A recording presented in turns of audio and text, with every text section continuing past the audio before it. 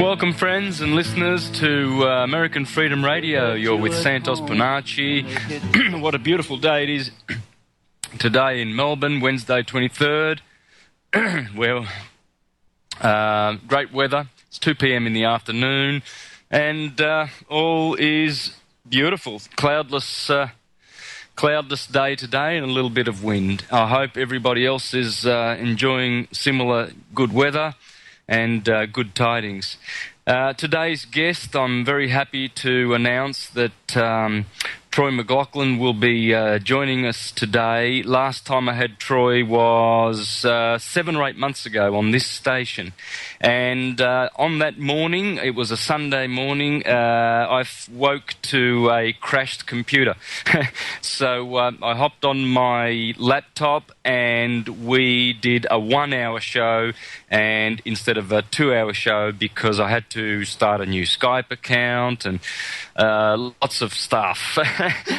And finally we got together and we did 1 hour, but I was slightly disappointed because at the time I was researching a lot about Saturn, and Troy's work came across to me several months before, and I enjoyed it very much, and I was hoping to get Troy to really unwind and elaborate on a lot of the stuff, but we only had the hour. So what a great opportunity. Without further ado, welcome, Troy. Hey, Santos. Look, it's fantastic to be back, and like you say, looking forward to having a bit more time than an hour to talk about all this. Yeah, beautiful. We have got a lot of folks out there that are aware of Saturn's negative influences. Of course, in astrology, Saturn is negative. But besides that, we've got a lot of prominent people out there. You know, David Icke, for instance, is out there talking about Saturn, and he's written books about that and the moon complex, the Saturn-moon complex, etc.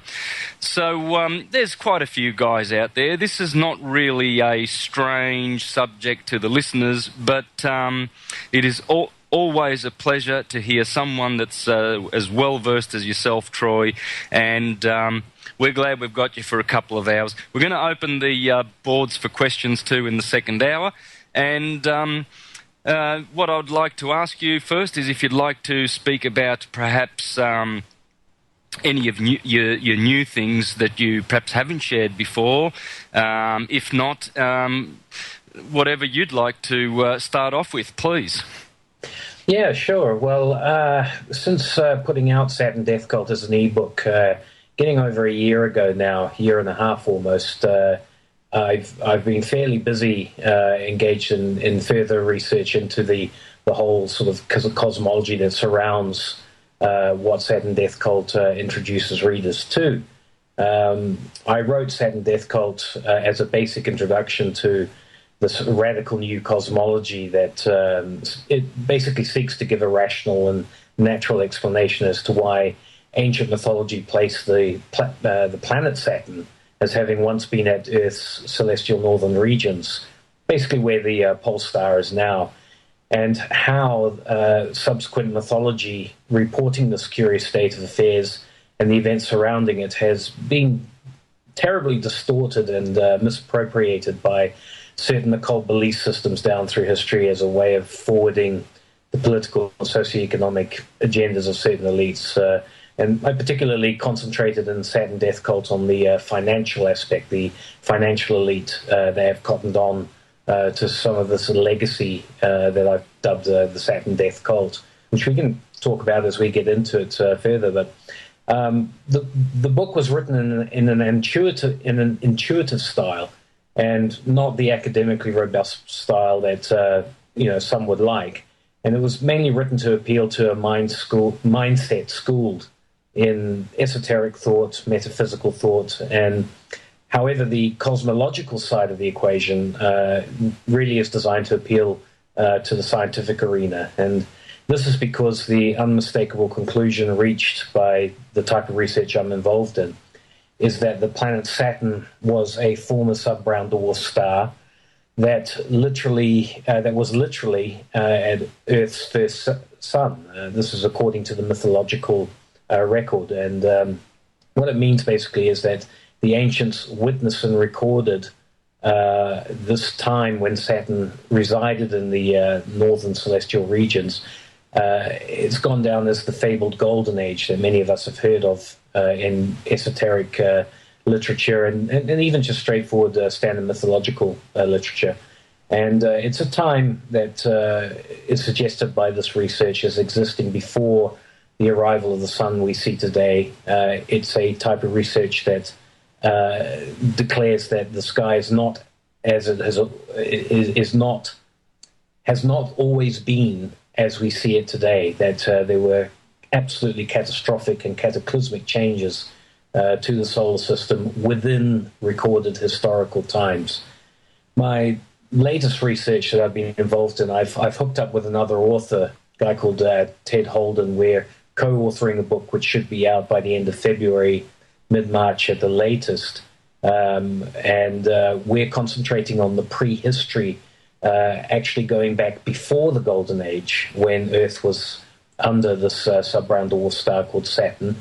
We're asking questions as to what happened in what is known as the purple dawn of creation amongst researchers of this type. Where you're from, Santos, the Aboriginal peoples refer to it as a dream time.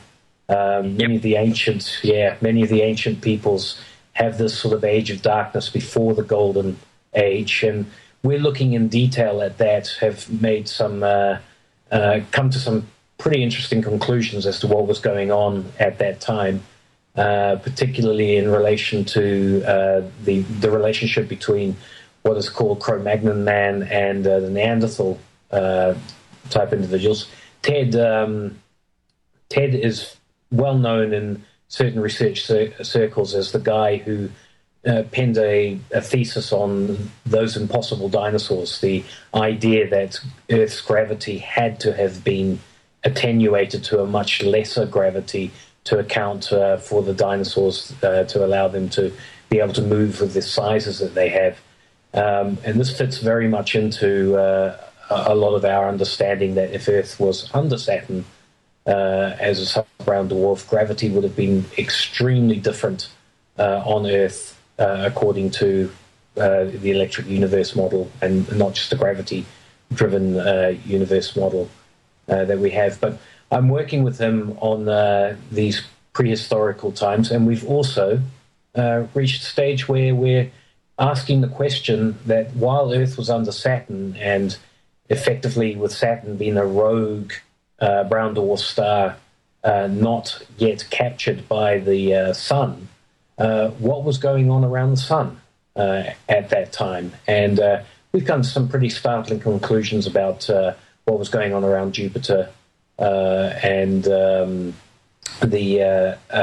consequences, how that relates to the role played by Jupiter later in the Golden Age, particularly with the demise of Saturn as time goes by. But that's to be released at some stage, I would hopefully say mid-March at the latest. Beautiful. And, of course, you'd be aware of the Thunderbolts project. David Talbot is speaking along similar lines, and where he speaks about Saturn, Venus, Mars, Earth in a coaxial arrangement there. Do you agree with that, Troy? Oh, yeah, totally. Yep. Dave Talbot is an absolute doyen when it comes to... He is basically one of the big three who have pursued this line of inquiry. Him, a guy called Eduardo Cardona is another one whose work I very closely follow. Ev Cochrane is another one who has concentrated on the Mars-Venus aspect of that alignment. The three of them have been pioneers who have followed in the sort of pioneering steps of Immanuel Velikovsky, who introduced the whole concept of worlds in collision at an earlier date. They've expanded, gone beyond Velikovsky's original thesis, corrected some of the now recognized mistakes in Velikovsky's thesis, yet completely and utterly, like myself, acknowledge the input that Velikovsky had in in taking us all in this direction, in highlighting particularly the role played by Saturn in ancient history. Yeah. Look, I've got to also give credit and tribute to Velikovsky. I first read his books in the early 80s. Back then I was just becoming a Jehovah's Witness for 20 years.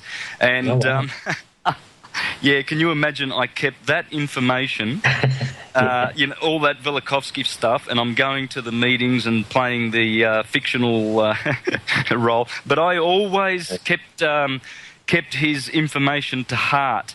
Although Venus being the newcomer, as he says, the Latin word venere means to come, you see, so... And that's why Velikovsky said that Venus has just been the newcomer, and I think, if I'm not wrong, he gave that 3,500 years ago.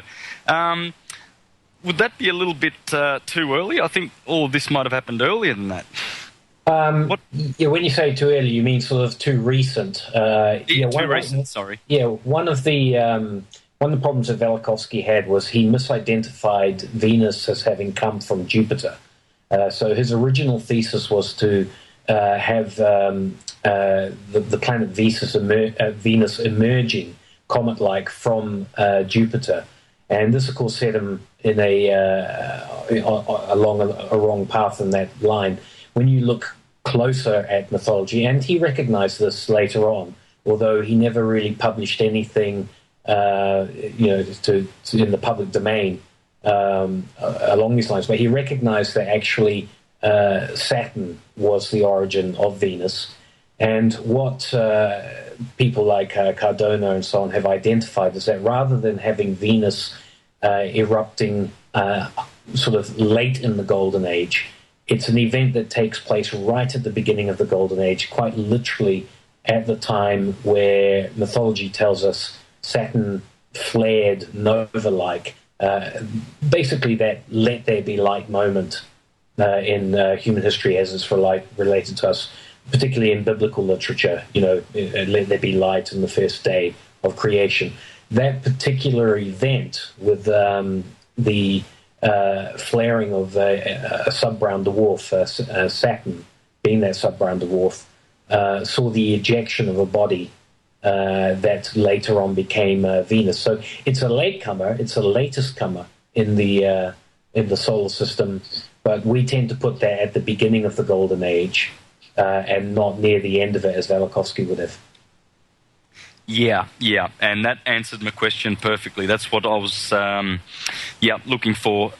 It's because it sounds like all of these events that caused us to fall from golden to silver to bronze, all of these events from the Golden Age point of view, they all happened at once, because you don't really have much recorded stuff about that in more recent times. You know what I mean? At least in the last 2,000 years, unless they've really, really doctored history. We know they have.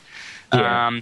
But I tend to agree with David Talbot there, and he's pretty much got it as accurate as you can get. It was a whole coaxial arrangement 15,000 years ago or so. Yeah. We've seen a lot of development in the theory. I mean, obviously, for a lot of people, particularly new listeners who might be here, the idea of planetary bodies being aligned in what's called the coaxial arrangement or polar configuration is almost an abomination when it comes to accepted principles of celestial mechanics, Newtonian mechanics, and physics. Yet, as Cardona says, this is what the ancients relate to us, and the fault probably lies with us in not being able to understand how the physics would work. And the best indication of that is, it was only 2003 that physicists were finally able to figure out how a bumblebee flies. It flew. We've known bumblebees can fly, but the actual physics behind it eluded physicists for all those years. Well, it's probably the same when it comes to the polar configuration. However, in the stuff that we'll be releasing in March, we've I've done a tremendous amount of research into how a coaxial polar configuration can actually work, and in fact can be observed in the universe at large. There are a number of incidences where this has been observed, and it's really just simply a matter of knowing what you're looking at. Yeah. I've got in my hands a book called Ringmakers of Saturn. I'm sure you've... Yeah. Norman... I haven't read it. I've heard of it. Berggren. Well, I must admit too, I haven't read it because this was gifted to me by someone, and I've looked over and over and over the pictures. There's photographic evidence of strange stuff going on with those rings. There's no two ways about it. It appears that they have grown, you know, and there's evidence in the book. I was hoping you could say something about about that. Well, I couldn't really comment on the book because it wouldn't be fair. I've not actually read it. I've heard what some people have said about it. The basic general thesis being that the rings are artificial. Am I correct? Yeah. So my understanding of that is that there is a tendency to look on Saturn as some kind of giant antenna broadcaster within the solar system for whatever power source might be looking to send out. There's various theories ranging from a what do you call it, a matrix. What does David Icke refer to it as? A holographic universe, and that basically Saturn acts as an antenna for broadcasting that. I'm convinced that the rings have a natural origin. Whether they could be used that way, I can't comment, but I certainly have some ideas how the rings came into being. Well, let's have a talk about that after the break. Thanks, Troy. Hang in there, listeners. We're just going to a short break, and we are with special guest Troy McLachlan. Thank you. Welcome back to American Freedom Radio, friends. You're with Santos Bonacci and very special guest Troy McLachlan, and we're talking about the Saturn death cult. Now, before the break, we were speaking about the antenna perspective of Saturn and how Saturn acts as an antenna for the solar system. Can you continue with that, please, Troy? Yeah, this is what I believe is the basis to the book that you mentioned, Ringmakers of Saturn, I think, was it? Yep. Santos? Yes. Yes, it is. It's the basic understanding that Saturn acts as a broadcast, piece of hardware, basically, for broadcast, and it's been maintained and spruced up over time and such for that. But where my research looks into it, and I can't really comment on how it's been used today or over a period of time as far as that goes. In my research, the rings of Saturn play an extremely important role in identifying the god Saturn as the god of time. For listeners who are not sure of their mythology, Saturn is the Roman name for the Greek god Kronos, and Kronos was always recognized as the god of time. And at that point in time, after the Purple Dawn of creation, the dream time that mankind went through, when Saturn flared nova-like and bathed the world in a brilliant light, part of the action that was going on there was an ejection of a tremendous amount of water. A lot of people don't understand that sub-brown dwarfs, brown dwarfs of many types, are actually heavenly water carriers. They carry huge amounts of water. Saturn is still absolutely saturated in water. Jupiter has water, and such. Both of these planets have been considered to have been failed sub-brown dwarfs. But nonetheless, if you've got a flaring event in a sub-brown dwarf, you're going to get an ejection of water. And as a lot of people understand, the rings of Saturn are made up largely of crystals, ice crystals, which is water. And this was the event when the rings of Saturn first emerged. Now, if you're in a polar configuration, which simply means, and for listeners who haven't quite fully grasped what we were talking about before, if you place Saturn where the pole star is now, as you rotate on the Earth, and the sun, the main sun that we have, illuminates something in that position, you get, of course, the shadow being cast onto that celestial object. If you have a ring, and we can see this with Saturn, if we have a ring around a planet, as with Saturn, you'll see a shadow cast onto the rings from the planet itself, if you have a directional light from one side. Now, as you rotate on the Earth underneath, that ring looks like a horseshoe wrapped round the main planetary body because of the shadow. Yes. Part of the ring gets lost.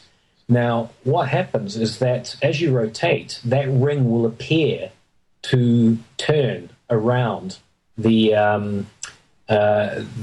planetary body, and it will do so with a regularity that provided for the first time in human existence the ability to calculate the passage of time.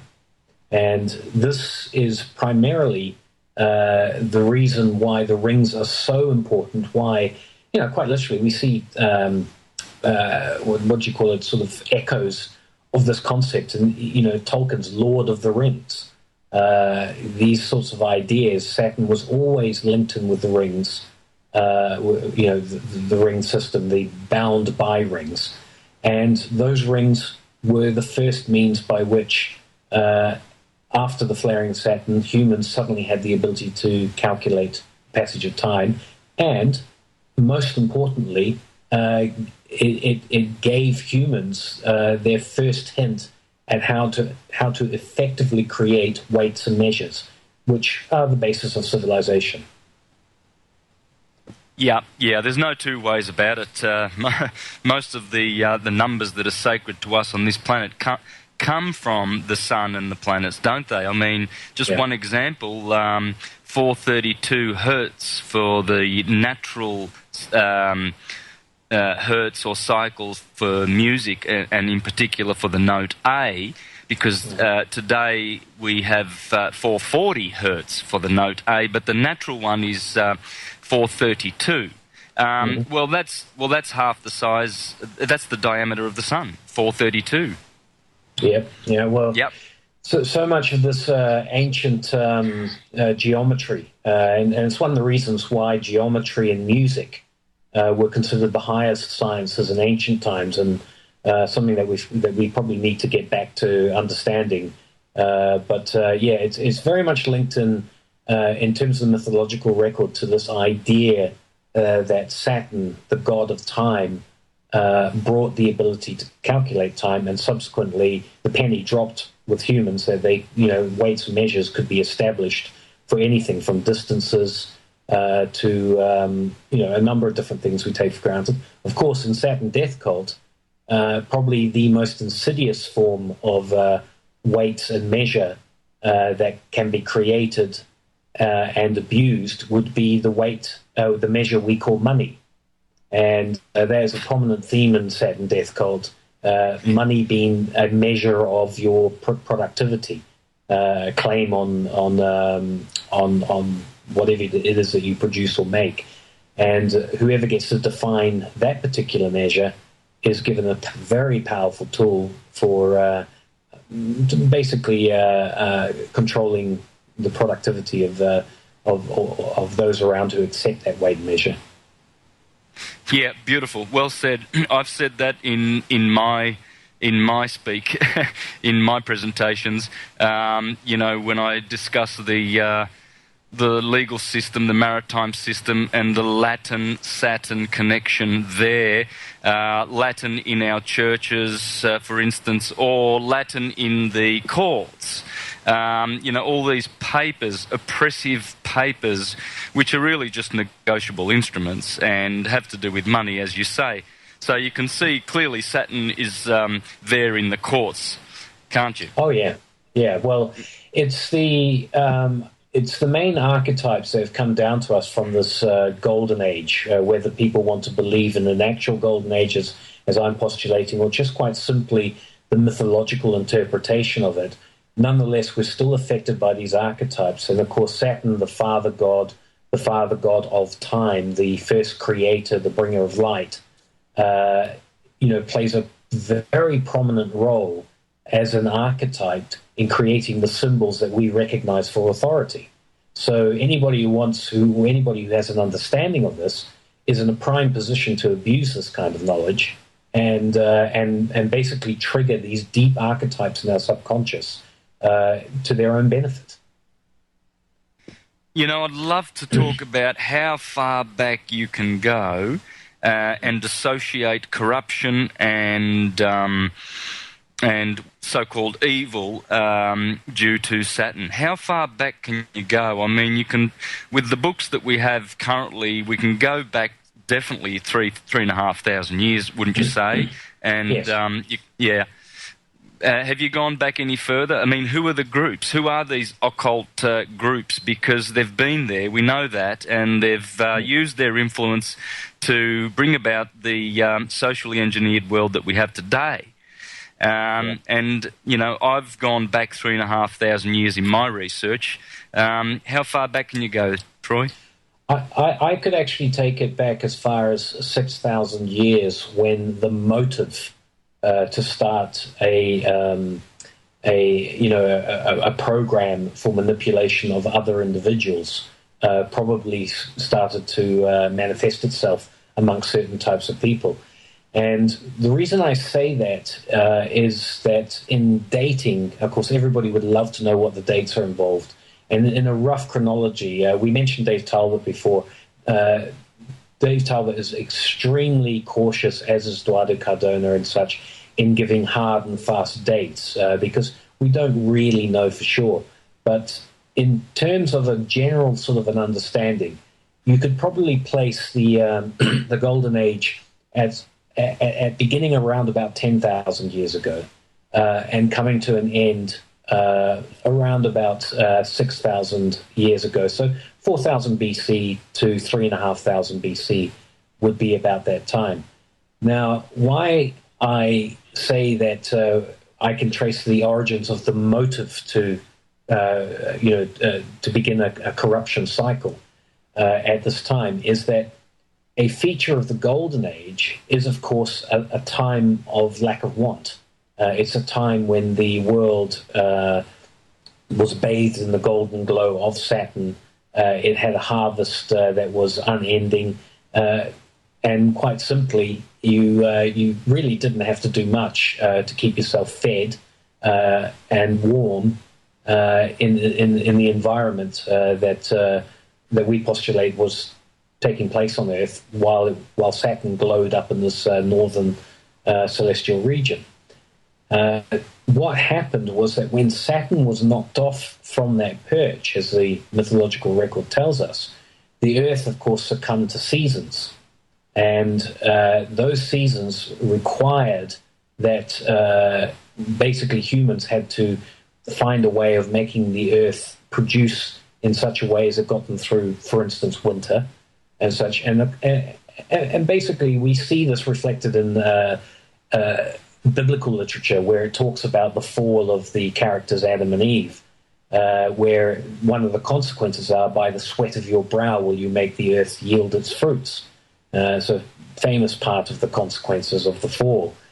And what I have come to the conclusion in a lot of my research on this is that when you go from a situation of a time of lack of want, a lack of hunger, a lack of need for all these sorts of things, yet you are building a civilization that has a knowledge of weights and measures and so on. When you go over onto the other side of the coin after a cataclysm where everything changes and suddenly you need productive ability, there is a group of people who yearn for that period when you didn't have to work, you didn't have to be productive, and so on. And I think the penny started to drop with some people that well, there are two ways that you can, if you don't want to work, get everybody to work for you. Well, you can be a tyrant. You can get a bunch of tough guys and get as many people under your control and threaten them with violence and so on. And that's a sort of a fairly basic sort of approach to it that we still see today with some people. However, the clever way to do so is to get people to work for you where they feel that they should work for you, that they want to work for you. And the mechanism that is best suited for that is, of course, debt, getting people into debt. And basically, we have a scenario where people who understood the legacy of the Golden Age, who wanted that lifestyle back again, proceeded to employ tactics, particularly in terms of the use of money, to capture people in such a way as that they provided the labor needed for them to have that restful existence. And hence, this is where we get our elites, our royalty, down through the ages. And we still are pretty well much, in my opinion, captured by that kind of thinking. Beautiful, Troy. Just wonderful to hear that. While you were speaking about that, I opened my Metamorphosis by Ovid 2,000 years ago, because I remember, as you spoke about the seasons that Jupiter brought, Saturn, they say in the myths, they always concur that the weather was perfect, there was one season, and this is what Ovid says about the four ages. When he comes to Jupiter, he says, when Saturn was dispatched to Tartarus, Jove ruled the world, the silver race appeared. Less dear than gold, but costlier than bronze. Jupiter made the ancient springtime shorter by adding onto it 3 seasons more. Now winter, summer, all erratic, fall. And the brief spring filled out the fourfold year. So, Jupiter was, overseeing a year of just spring. Spring was the golden age, and then Jupiter introduced 3 seasons more. So there it is, out of the myths. I can go to, I've got Hesiod here, I've got Virgil. In fact, I do want to ask you a question about Virgil and the old Latin writers like Cicero and all of those.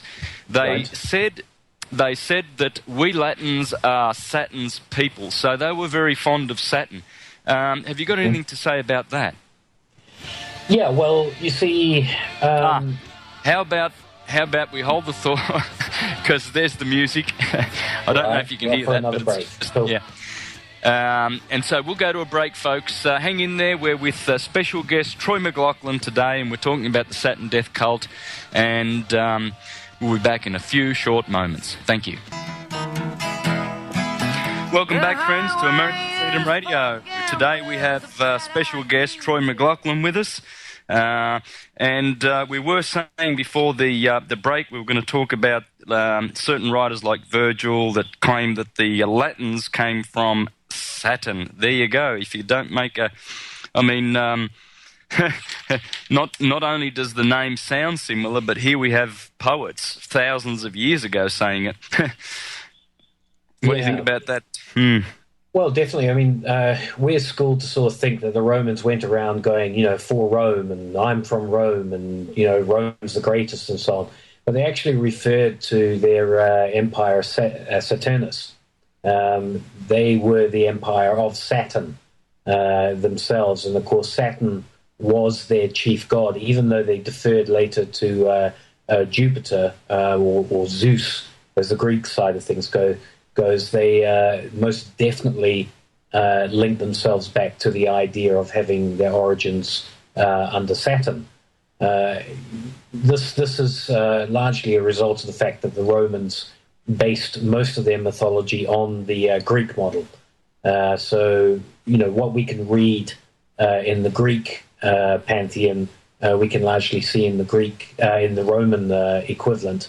And quite often we tend to sort of interchange, these sorts of ideas. But one of the things, of course, is that the planet as we know it, the physical planet, is called Saturn today and not Kronos, the Greek version of it.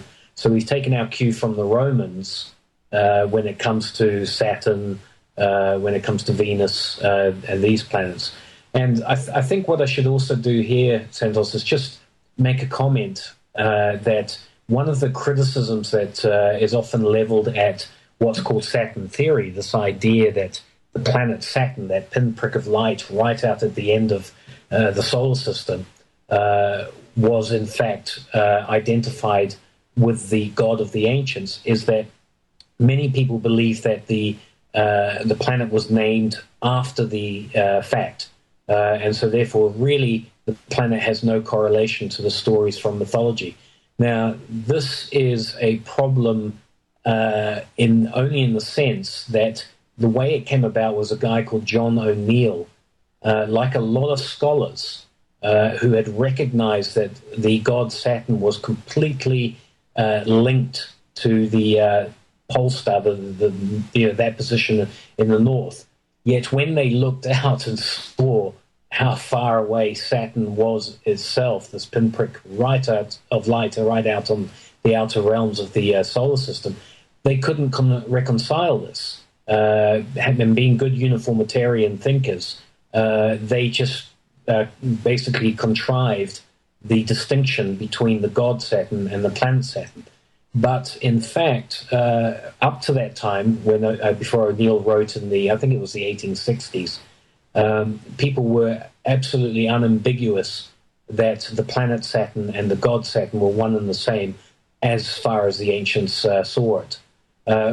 We see this, if you want to talk of Rome, if you want to talk of any culture, and this is one of the great strengths of Saturn theory, is that it crosses all mythologies, whether it's Hindu, Mesoamerican, even down here, I say here because I'm originally from New Zealand, but in the South Pacific, with the Polynesian peoples, the Aboriginal peoples of Australia, there is a definite link to the north that's involved. And when we come to the Romans, you'll see that they've got that, what is it called now? It's a great big marvel, a building that they have, and the name's just escaped me, but it's oriented to the north, just as the Great Pyramid is oriented to the north, just as the most sacred part of the Ganges River is the part flowing to the north.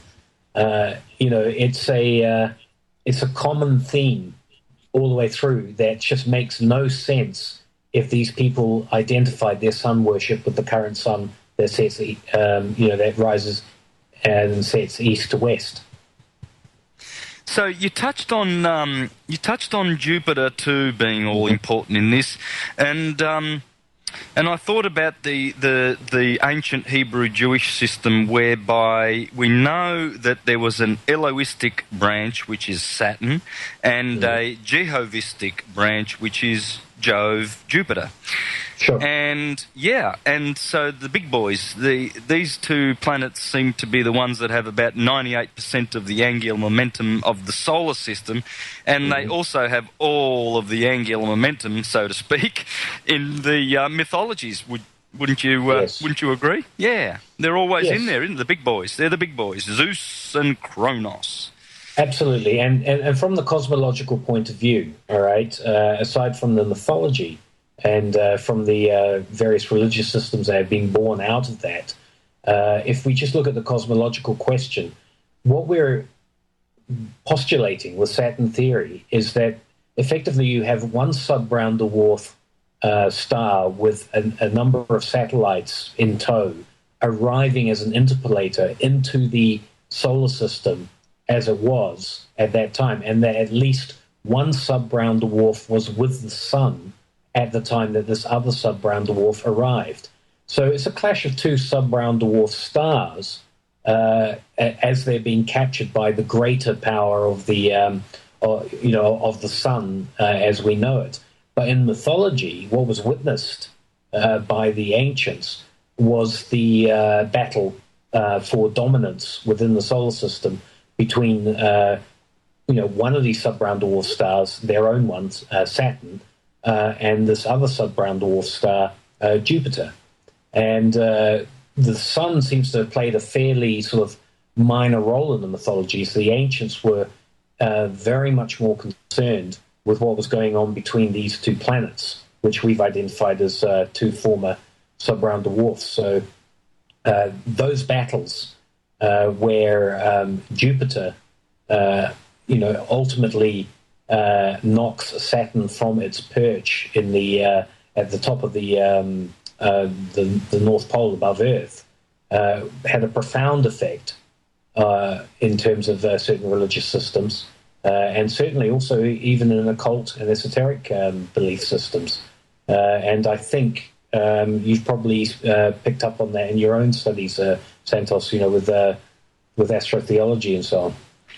Yeah. Look, the Christian Church, Christendom certainly displays this. And in particular, if you look at the Vatican, you will see Saturnian stuff going on everywhere. You would know what to look for. Most people wouldn't. Yeah. And then you see juxtaposed. You see all of this Jupiterian stuff going on. Yes. They love Jupiter in Rome and they love Kronos. You see, and it comes through, and it's in the Catholic Church, not only in Judaism, but I'm wondering which one is more prevalent. Because Jupiter is normally considered to be the good guy, he's the benefactor and jovial, etc. But really, he turns out to be a tyrant too, because he's despotic.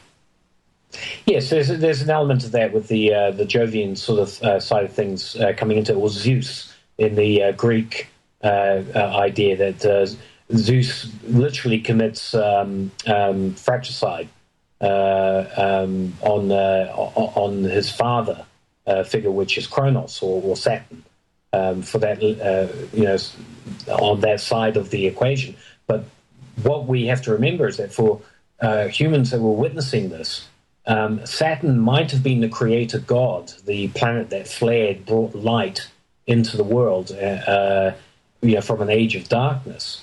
But in its latter period of time, as it became sickly, Saturn became capricious. Basically had an eye, the scythe symbol that is associated with Saturn, the Grim Reaper aspect of Saturn comes to the fore.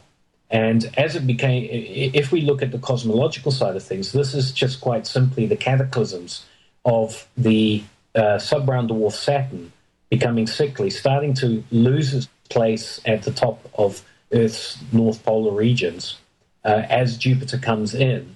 And the cataclysms that result on the Earth are a fearful set of circumstances that have come down to us as doomsday. And what comes out at the end of doomsday is the emergence of Jupiter as a second sun, for a shorter period of time, very short period of time, that Jupiter had as the emergent sun before the solar system really settled into the familiar configuration that we see today.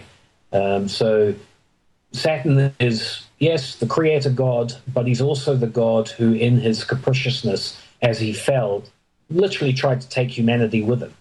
And, Jupiter is seen as a kind of a savior of humanity, in terms of what happened after those cataclysms settled down. And that brings us to the top of the hour with that beautiful thought closed off. I want to talk about the transition from Neanderthal to Cro-Magnon, which you touched on earlier. And I'm thinking that you might have suggested that the arrival of Saturn in the Golden Age was what brought that on. I might be wrong. Let's address that after the break. Hang in there, folks. We're with Troy McLachlan, special guest today, after a few short minutes. Thank you.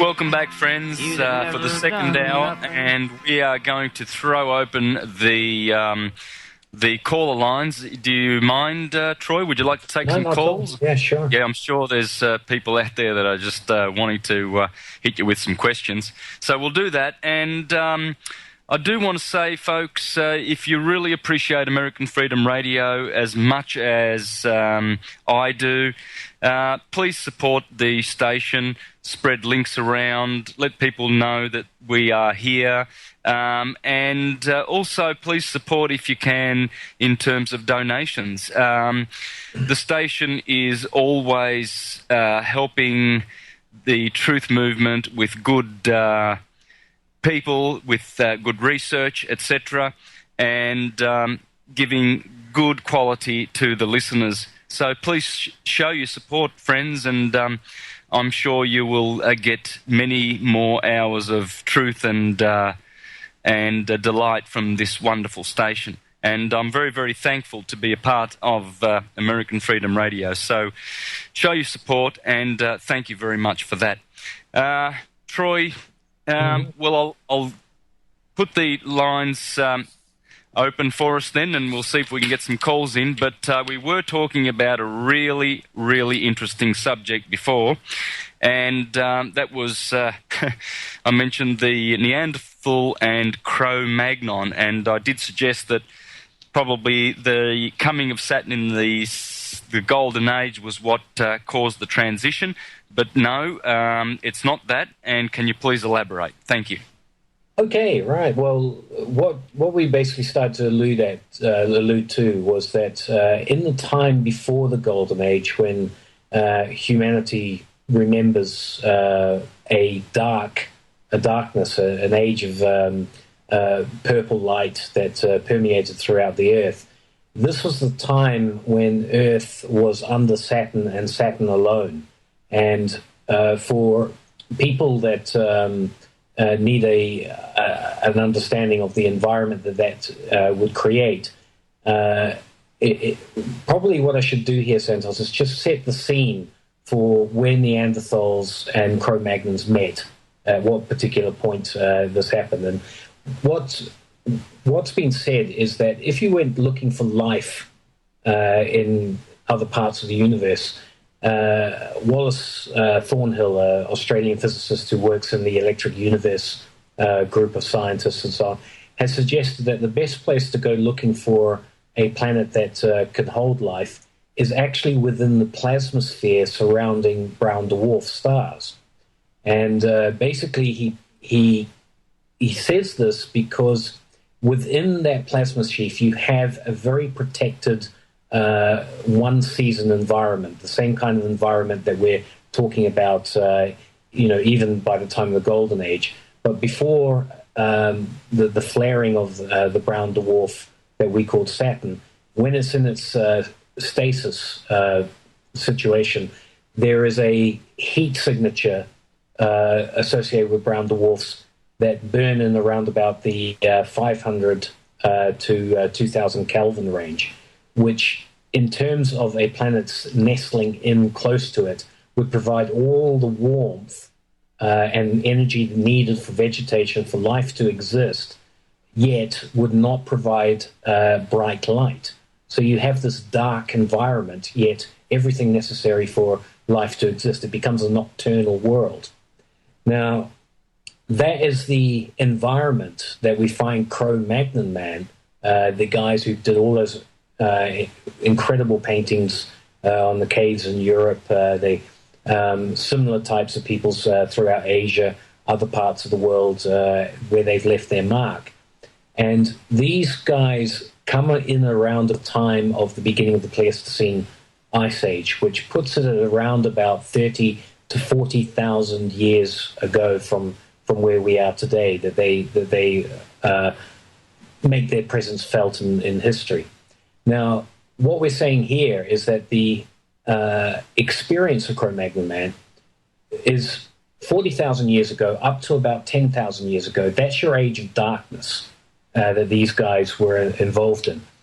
And what we found is that there is great evidence to show that these people, during this age of darkness, suffered a predator that preyed upon them at that time, and that predator was the Neanderthal species of hominids. Now, this might seem like an amazing jump for people who sort of understand the way mainstream science puts the progression of humans from hominids up to Homo sapien, and also the branch off into Neanderthals. They're sort of seen as a kind of like a alternative version of humans that developed on a slightly different wavelength. But there's an Australian scholar, a guy called Danny Vendramini, who's released a book called Them and Us, and he's coined what's called the Neanderthal predation theory. And what he's done is he's worked with forensic scientists to reconstruct from the bones of Neanderthals a far more accurate idea of what Neanderthals looked like. And what he's come up with after all exhaustive stuff, and this guy is no fringe scientist, he's an accepted scholar in the field, hardcore evolutionist, who's done this. Well, what he's come up with is an absolute fright of a beast, totally different to anything that you could possibly relate to the poster child Neanderthal that we see in National Geographic, that kind of individual. What Vendramini's come up with is a carnivorous ape that is in its DNA halfway between us and a chimpanzee, but would have been insanely strong, intelligent enough to use tools, and what Vendramini calls them are basically wolves with knives. That was the mindset of the Neanderthal that he's created.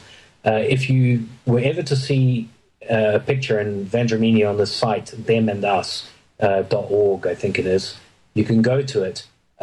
It's an absolute shock, but for anybody who's even remotely familiar with the subconscious of humans and what scares us, what you have is the prototype for what amounts to our boogeyman, the creature of the night. And of course, Vendramini makes the observation that Neanderthals were extremely adapted to nocturnal environments, much, much bigger eyes than humans. And of course, this fits in very well with our idea that they would have existed in this purple dawn time when Earth existed under Saturn as a sub-brown dwarf, long before Saturn was captured by the sun. So you have Cro-Magnon man, basically us, being confronted by these predatory carnivorous hominids that must have produced an absolute nightmare for the people at the time. And it would seem that as a result of the predation, Cro-Magnon man launched a campaign to eradicate these the species from the Earth, and that's what led to the extinction of the Neanderthal as such. Yet we still bear the scars subconsciously, of that particular time. Oh, yeah, for sure. Does he suggest how the war was fought and where? No, he doesn't. What he does, because he is very much subscribes to the evolutionary model. His idea is that Neanderthals first started predating on a hominid that was an ancestor of humans. And as a result of that predation, that's what actually forced the development, the evolution into humans as we are today. And really, it was just sort of the relatively low population ratios of ice age, of a world in an ice age, that meant that Neanderthals probably spent more of their time hunting other game. And humans sort of regressed into the Levant region, where Neanderthals were not very numerous. And as a result of that demarcation, there wasn't that much crossover. However, Vendramini does argue that, in fact, capture and rape and actual progeny were created as a result of rape by Neanderthals of humans, Cro-Magnon women. To me, that's a big stretch of the imagination. My co-author in the upcoming book I'm doing, Ted Holden, is far more vociferous on this, on the basis that if you have a predatory creature of that nature, it just seems inconceivable that it would allow a female woman to come to full birth of the child, and then rear and nurture that child and have that child reintroduced back into human existence. It just doesn't seem possible. I mean, it's quite likely female Neanderthals would murder off the woman before she was even a week pregnant, let alone the full 9 months. So we don't quite go with that idea, but that's basically Vendramini's Neanderthal predation theory. I am not doing it as good a service as I'm sure it deserves. To read the book that he's put out is actually very, very interesting. But what it does point to is a darkened environment where the Neanderthal was the ascendant species of hominid, and Cro-Magnons were on the back foot, but had to fight back, and that fight back, in whatever way it took place, led to the extinction of the Neanderthals. Ted, my co-author, suggests that it was actually the invention of the atlatl. Where you're from, Santos, you've got the Aboriginal peoples. They still have the atlatl as part of their launching of the spear. You know the type of device I'm talking about? Yeah. We call them spear chuckers. That stick that just gives you that, like a tennis player's leverage. And yes, and what do they call that? Atl? Atlatl, yeah. Atlatl. And, that's almost Atlantis, isn't it? It could be as a linguistic sort of idea there. But that particular weapon would have been a super weapon.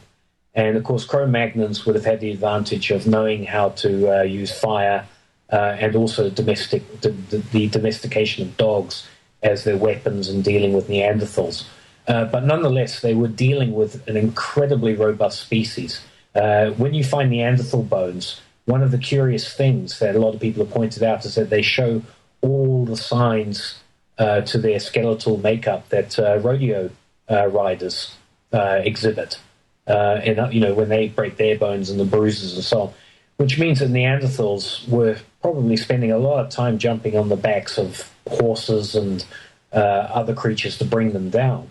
Basically rugby tackling these these creatures and so on like that. And as far as whenever they came across any Cro-Magnon humans, that was just meat on the hoof. That was probably a hell of a lot easier to deal with, unless those humans actually, got into a collective to fight back. Wow. And how does this all coincide with Saturn's golden age? Because that was 15,000 years ago, right? Yeah, 10,000, 15,000. And it does very much coincide. The start of the Golden Age very much coincides with the demise of the Neanderthal. Now, Vendramini has categorically stated that the Neanderthal was highly adapted to a nocturnal environment. If you've got Saturn above Earth in a relationship where you've got a sub-brown dwarf glowing with this low energy light that creates a nocturnal environment, and that plasmasphere that encases that brown dwarf and the Earth underneath it touches the plasmasphere of a much more positive body, for instance, the heliosphere of the Sun, then what you get is a short circuit. This is electric universe model physics here that I'm talking about. But that short circuit, because sub-brown dwarfs and brown dwarf stars are not main sequence stars like the Sun, they're not regulated by the same electrical inputs. So they can literally short circuit, they can flare, you get this blinding flash, and suddenly you have a world that's bathed in a golden light. And in many respects, that frees Cro-Magnon man. He suddenly becomes far more, his physiognomy is far more adapted, all his physicality, to a bright environment, compared to the Neanderthal. And, you have this change of circumstances that very much favors Homo sapien to the detriment of the Neanderthal. Wow. And then, of course, Saturn fell from that, which caused, I suppose we had, the Golden Age, it's known through the legends that it lasted a few thousand years. It was good, it produced great architecture, etc. We still have remnants of that, but we know for a fact, because we are on the other side of the fall, we know that something went rotten, and a whole bunch of followers went to follow the fallen Saturn. Can we go into that, please? That's the interesting bit. Yeah, so what we have here, of course, is that going back to what was happening in the Golden Age, you have people who have no want for, feeding themselves and so on. But what they do have is they suddenly have the technology of weights and measures, which then is the precursor to developing other technologies, architecture, machines, that sort of thing. I would imagine that during the Golden Age, it was a fantastic age of exploration, a surveying of this new bright world that had suddenly burst forth with the flaring of Saturn. And however long this lasted, anywhere between, it could be anywhere between 2 and 10,000 years. We don't know. But the result of the flaring also meant that the Pleistocene Ice Age started to the Pleistocene Ice Age started to finish up, and basically, it was a wonderful time for all people. What happened with the Doomsday event was it changed all that. Yeah, let's hold that thought, Troy. We're about to go to a break. Hang in there, folks. We're with Troy McLachlan. Back in a few short minutes. Thank you. Yes, they will. Lots of medals you will get. But these days, of course, they're soldiers. They're not warriors. So they're just paid thugs by Halliburton and Blackwater to go out and kill other people. Sorry to do that to your show, to your interview, Troy, but I just can't help to sneak those ones in. I mean, Bob Dylan knew about this 40 years ago and sang about it. It's pretty funny, but it's still going on. Well, it's not funny. It's sad, isn't it? Mm. Very sad. Yeah. Troy, I'm going to go to a caller because he's been waiting for about 7 or 8 minutes and I neglected to check, but I'll unmute that now. The caller is 7884. Caller, are you there? Yes, I'm there, Santos. This is Steve the Hillbilly. Whoa! Wait, I didn't have your... You're calling from another number? Yeah, I put the house phone back on. I got rid of the cell phone. Got tired of the microwaves frying my brain. Yeah, but good on you. Anyhow, had Troy, thank you. Great comments you're making. And I had a question and a comment. A question being, you were talking, and I had never thought about this, how when Saturn was in the northern position, how the shadow casting from the sun on the Earth would give us time. And would that also give us the old idea that the sun revolved around the Earth rather than the Earth around the sun because of the shadow movement? Yeah, from the perspective, and thanks very much for that question, Steve. The situation when Saturn first approached the sun's heliosphere, the opaqueness of the sub-brown dwarf star plasma sheath, that Saturn's plasma sheath, would have blocked all incoming light up to that period of time. When that plasma sheath connected with the Helios sheath, or the sun's plasma sheath, it became transparent as part of the flaring of Saturn. Now, what mythology tells us is that there is a period of the non-existent sun, that is the sun that we see today, followed by the distant sun as it gets closer and closer. So when that transparent sheath, that plasma sheath, opaque plasma sheath, disappeared and became transparent, any inhabitants on the Earth at that time, apart from the blinding flash of Saturn as it went nova-like, when that subsided, it would have been their first ever view of the cosmos at large, and the sun would have appeared as a largish star, but still a distant star at that stage.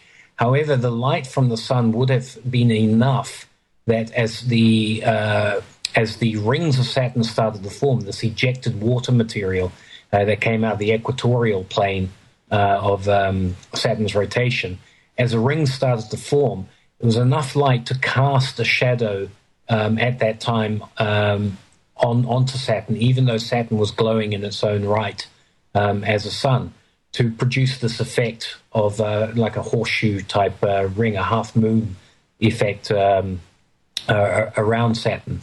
And this would have been the most, in my opinion, if we were able to travel back to that time, quite obviously the flash of Saturn and what was happening with Saturn would have been the most important factor affecting people on Earth at that time. The sun itself did not become a factor for quite a while, but it steadily encroached, and eventually its arrival coincided very much with not only the demise of Saturn, but also the arrival of Jupiter, which, in my opinion, was an existing satellite of the Sun at that time. Does that answer your question, Steve? Yeah, that fits that right into the way I think about it too. Yeah. So thank you for that explanation. That really goes along well. I just got done reading today an interview done with a Zulu elder shaman by the name of Credo Mutwa. I don't know if you've ever. No, I can't say I've familiar with that. Yeah. He's a Zulu elder shaman. I've read some of his work before, and he was talking about the ancient African legends that are through all the tribes of Africa. And he's even talked with the Aborigines in Australia, and some of theirs coincide with them. They talk about a time, as you did, back when there was a mist over the earth, and the light was just luminous. It wasn't bright. It was just a luminous time. And in their ancient legends, the humans at that point in time did not speak a language, but they talked telepathically. And, yes.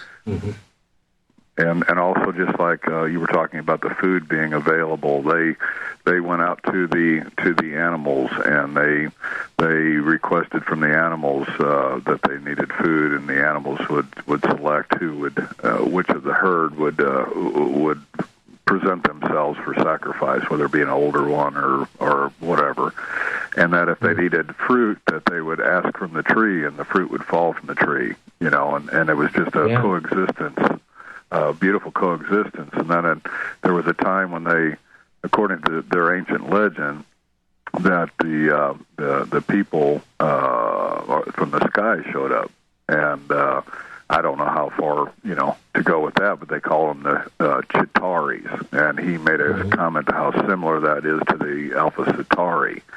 And, but I didn't know if you'd ever gone into the ancient African legends, but it's pretty neat. Kind of goes along with the same thing you've been saying. Hey, look, that's that's a fantastic thing to bring to the conversation, Steve, because Eduardo Cardona, who is an author that I read a lot with regards to Saturn theory, goes into quite a lot of detail looking at African legends to do with this age of darkness. As you say, as you rightly point out, it's a misnomer to call it an age of darkness because it's really a translucent glow. And it's a glow that is related to, in our opinion, this relationship with a sub-brown dwarf in southern Africa. Of course, they wouldn't have direct visual contact with that orb because they're in the southern hemisphere. But yes, most definitely, the African legends are a very strong source for this period of darkness, as you're talking about.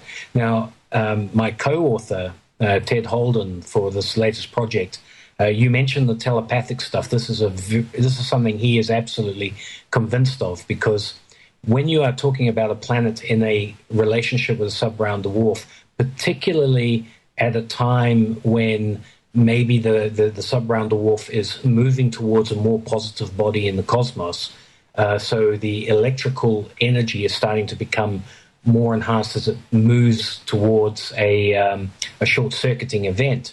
You would have a highly electrostatic environment that you would exist in. And that electrostatic environment is so different to the one we have today, yet it would seem that would be very conducive to the telepathic ideas that we have coming down from these oral traditions and such. And in an upcoming book that we're doing, that we have a whole chapter devoted to that that whole telepathic sort of environment that would have existed.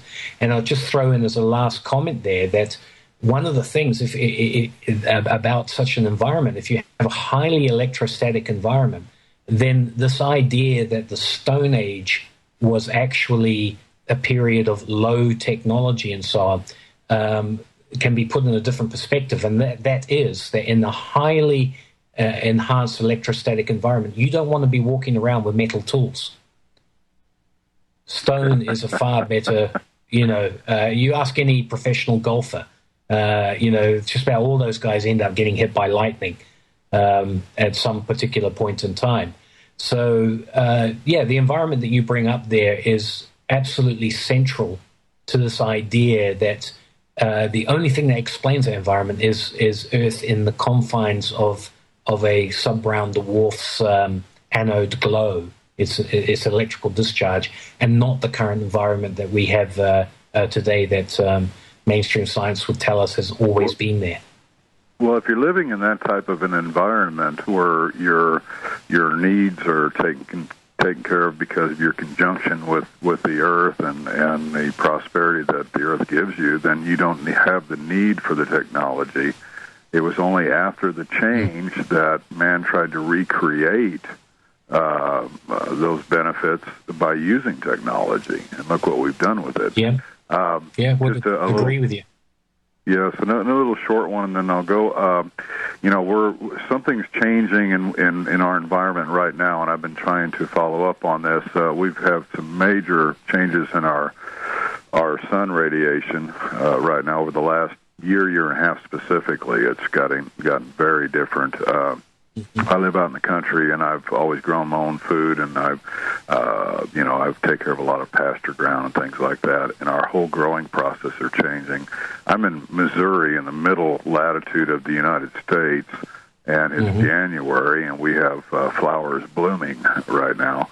We've never stopped our growth, and there's definitely some really big electrical changes going on. I've noticed with even with the water, and I don't know if you've ever looked in any Victor Scharbarger's work years ago on water. Victor Scharberger, I'm a huge fan. I've got. Oh, isn't he he was a wonderful gentleman. And all this stuff. Yeah, wonderful work. And I was down at the creek today, and when I went out to feed the cattle up on a ridge top, which we have a lot of springs out here, but we've been in a drought for about 2 years now. And I'm up on top of the hills, and the groundwater is coming up, and there's ice sheets up on top of the hills where it's coming out. So there are some really big earth changes happening, and I think they're positive if we're not looking at microwaves and cell phones, and we're looking more at our connection with the Earth and the planetary position. So, yeah.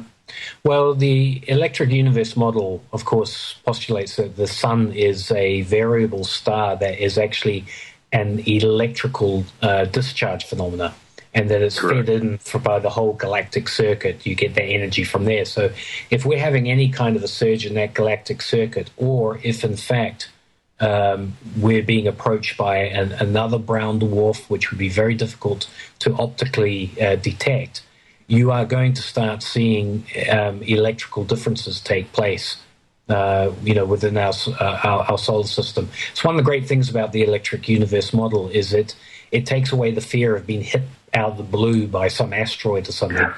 You know that you're going to see the electrical signs before anything big happens. We may be seeing the precursors to something, And it might not even be a bad thing if we've got a sub-brown dwarf, a rogue sub-brown dwarf, and according to astronomers in the mainstream, even these things are 10 times as many as the stars we actually see in the sky, and many of them could be a lot closer than within a light year. I mean, the closest one they've detected is 12 light years away. They just don't go looking for these things. But if one's close by, that could be a reason for this change in the electrical environment. Well, and Lord knows we need some kind of a change in the electrical charge so we can get on with what we need to do. So, Anyway, thank you very much, and I'll let you great get questions. on. Yeah. Okay, Santos, thank you. Yeah, thank you, Steve. Take care. Okay. So now, what was the? Oh, yes. Okay. So the subject was. I really wanted to also go back to when the Darker Ages started happening. Then all of a sudden we find cults to Saturn are not so friendly, and they're not friendly, and they're very oppressive. So basically, the degeneration that took place after the end of the Golden Age is what we're looking at here, Santos. When you've got Saturn eventually falling under the influence of the Sun, Jupiter, and so on from his perch, you've got the Earth going into the seasonal environment that we discussed, I think, in the first hour. And as I said before, during the Golden Age, great time of discovery, lack of want, all that sort of thing. Suddenly, a very different environment, and this environment is one in which people yearn for the previous Golden Age. It's completely understandable. They've gone through a complete trauma, and I can't overemphasize how much that trauma was. It was. It's what brought down Atlantis. It's what destroyed much of these old civilizations that we're getting hints of in the archaeology now that predate, 4000 BC and so on. So all of this was lost, yet the knowledge that was the Golden Age would still have been preserved in some form or another. And of course, the way that people preserved weights and measures and such was through stone at those days.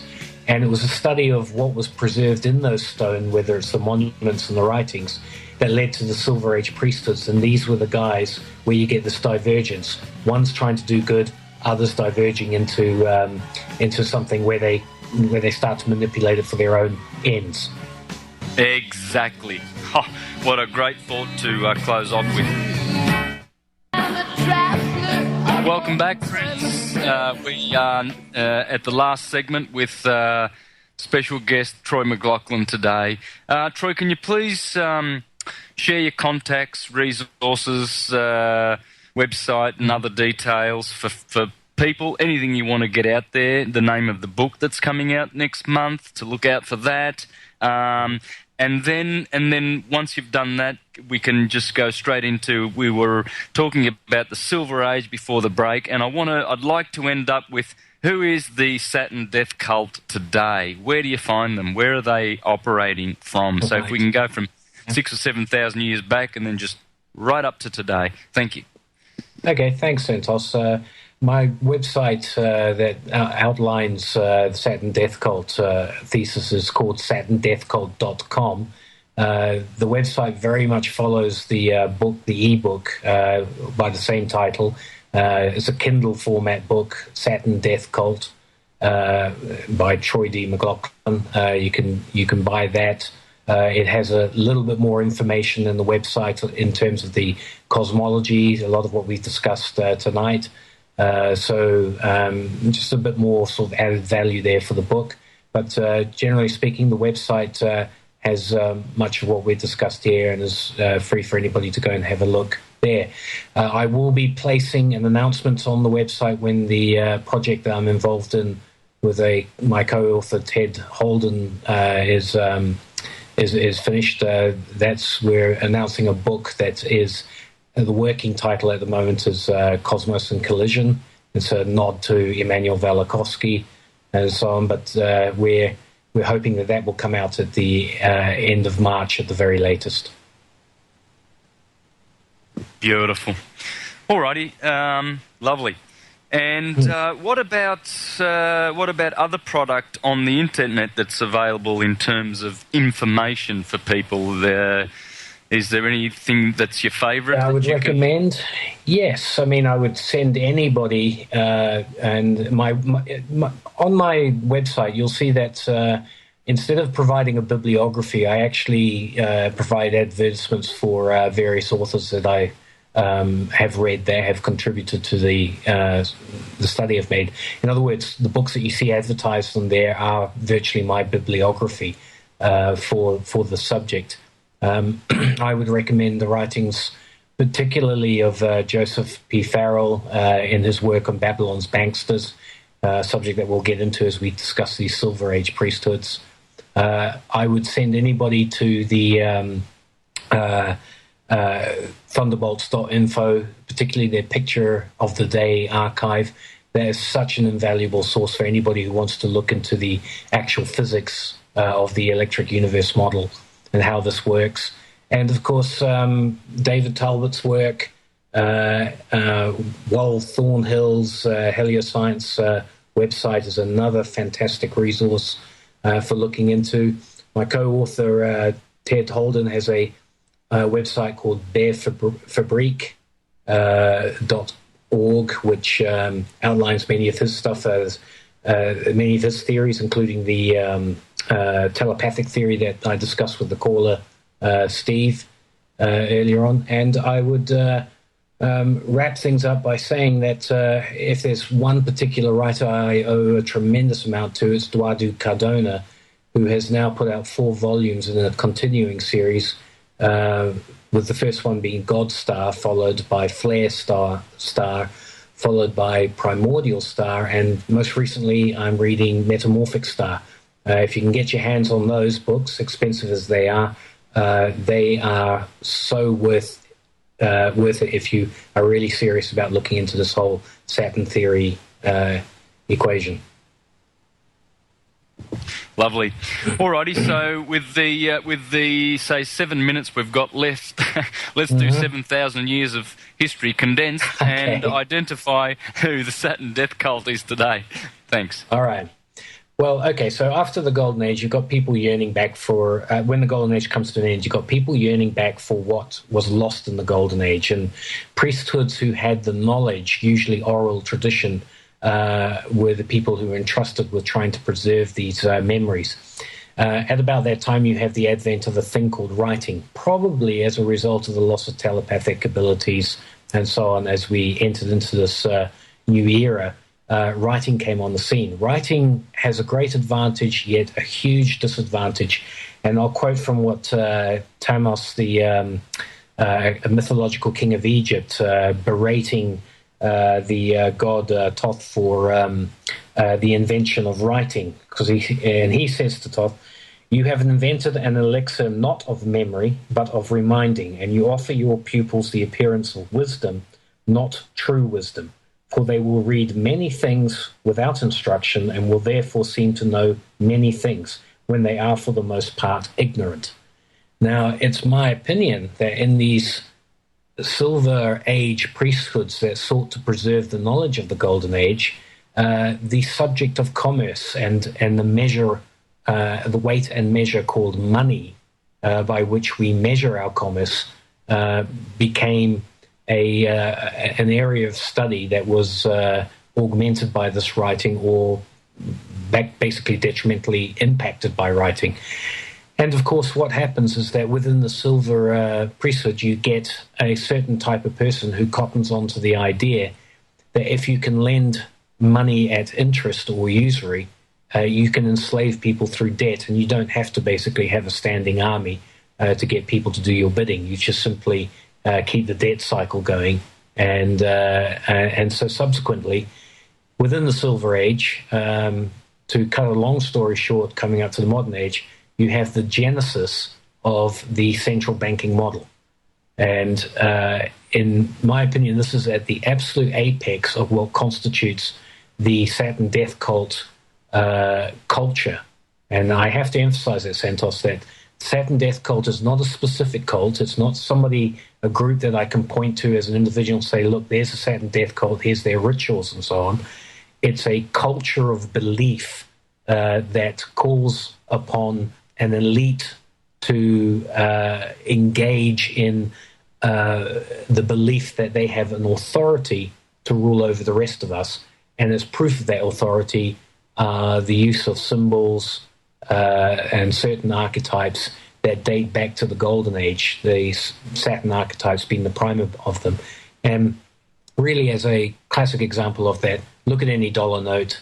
You can see the all-seeing eye, which is probably the most classic Saturnian symbol. It is the pupil that is Mars, with the iris that is Venus, followed by the eye that is Saturn. That's basically your polar configuration, dating way back to the Golden Age. Wow. Yeah, and so true. It is. It's the culture of control. It is. It's not one particular group. It's just that control system out there. It's Saturnian and oppressive because that's the nature of the god in his negative. So it shows. Yeah. Yeah. And, of course, hopefully... Stevie Aikola alluded to it, but in terms of a change, it's my hope that we are heading into a period of time and where we get a release from this debt cycle that has enslaved the vast majority of humanity for centuries now, and we go back to fair weights and measures, particularly in terms of how we define money. I have to say, Santos, that one of the things recently that has really amused me was you might have heard about the $1 trillion platinum coin that was suggested for solving American debt. Yes. This whole debt crisis that they have. Of course, we've had Nobel Peace Prize winning economists say, "What a great idea! Let's get this sorted out, and we can solve our debt problem and continue with our with just promoting the debt cycle over and over again." What that shows, once it was dismissed for the idiocy that it was, what it actually showed is, I believe, the American people and the people in general around the world, and I think Jim Rickards, another guy I listen to, has said this so eloquently, it has finally brought home to people what money really is in the world we live in. It's what the government says it is. And if your government is, in fact, fraudulently using the financial system for its own benefit as a form of control mechanism for the people and so on, then a lot of people are going to suddenly realize that the power of the Federal Reserve, the power of the Treasury, is really only in what they make us believe they say it is. And I think that change is something that we can look forward to where, particularly for the American experience, if they can get back to their constitution where the founders had it right, the power to coin money it should be with the people through their elected representatives and not through some private corporation that then lends that money to the American people and the world in general as a debt. Yes, totally agree. And I'm hopeful that day is upon us, Troy.